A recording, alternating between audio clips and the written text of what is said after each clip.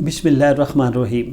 ہماری دنیا کے کلچر میں یکسانیت نہیں ہے، یہ عدم یکسانیت کا کلچر ہے۔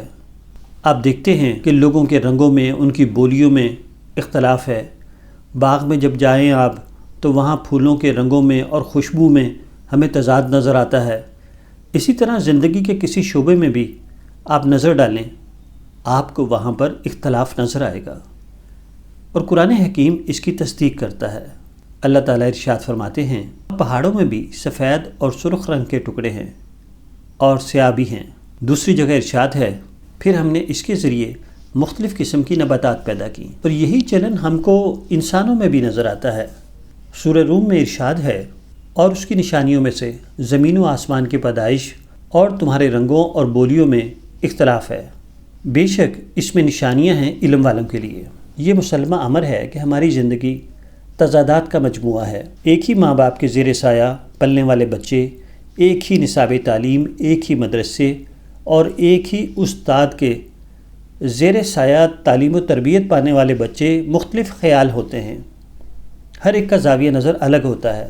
حقیقت میں جب ہم معاشرے پر نظر ڈالتے ہیں تو یہاں پر ہر مرد ہمیں مسٹر اختلاف اور ہر خاتون ہمیں مس تضاد نظر آتی ہے۔ تضاد و اختلاف فطرت کا لازمی جز ہے۔ دنیا کا کوئی کونا ایسا نہیں ہے جہاں پر ہمیں تنوع نظر نہ آئے۔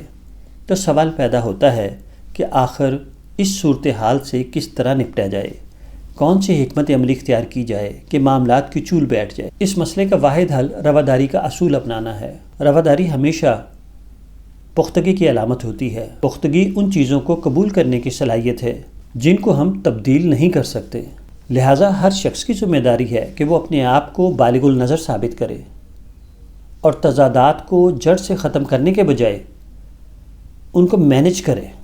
اس کو چاہیے کہ وہ اس تنوع و اختلاف کو مینج کرنے کا ہنر، the art of difference management سیکھے۔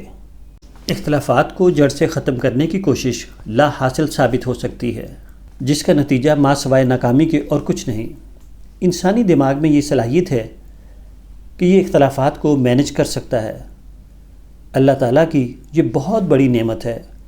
ہمارا دماغ سپر کمپیوٹر سے بڑا سپر کمپیوٹر ہے، اس لیے پورے وثوق سے کہا جا سکتا ہے کہ معاملات کو مینج کر سکتا ہے۔ تنوع اور اختلاف زحمت نہیں، رحمت ہے۔ یہ ہماری خوابیدہ صلاحیتوں کو بیدار کرتا ہے۔ یہی اختلاف و تضاد مکالمے کی راہ کھولتا ہے۔ بات چیت شروع ہوتی ہے، جب تبادلہ خیال ہوتا ہے تو ذہنی ارتقاء کی ابتدا ہوتی ہے، ہمارا ذہن جمود کا شکار ہونے سے بچ جاتا ہے۔ یہ کہاوت بالکل درست ہے کہ اگر تمام لوگ یکساں طور پر سوچیں تو اس کا مطلب ہے کہ کوئی بھی شخص سوچ و بچار نہیں کر رہا۔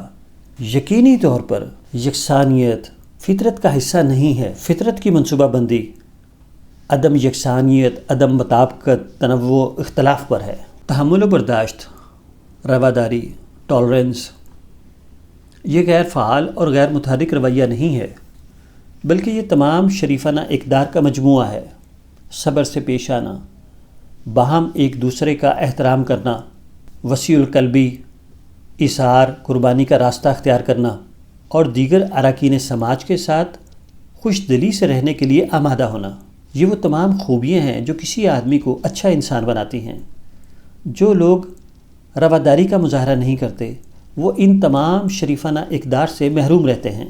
دوسرا یہ ہے کہ کسی بھی مرد و عورت کا اپنی زندگی میں اعلیٰ مقاصد سے خالی ہونا ایک بہت بڑی بدقسمتی بھی ہے اور بہت بڑی غلطی بھی ہے۔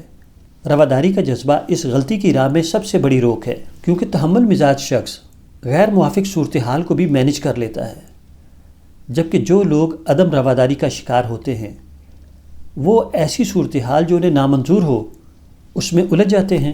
وہ مرد و خواتین جو عدم رواداری کی راہ پر چلتے ہیں وہ مکمل طور پر نہ صحیح، جزوی طور پر ضرور اپنی زندگی کا ستیہ ناش کر لیتے ہیں۔ رواداری سے مراد ہے کہ ہر طرح کی صورتحال میں سوچ سمجھ کر رد عمل کا اظہار کیا جائے۔ یہ حقیقت پسند ہونے کی علامت ہے۔ حقیقت پسند انسان وہ ہوتا ہے جو اپنے آپ کو فوری رد عمل سے اوپر رکھتا ہے۔ وہ سب سے پہلے پیش آمدہ حالات کا جائزہ لیتا ہے، اپنے ایکشن کے نفع و نقصان کو جانچتا ہے، اس کے بعد وہ جواب دیتا ہے۔ اس خوبی کو رواداری کہا جاتا ہے، اور یہ دانشمند آدمی کی پہچان ہے۔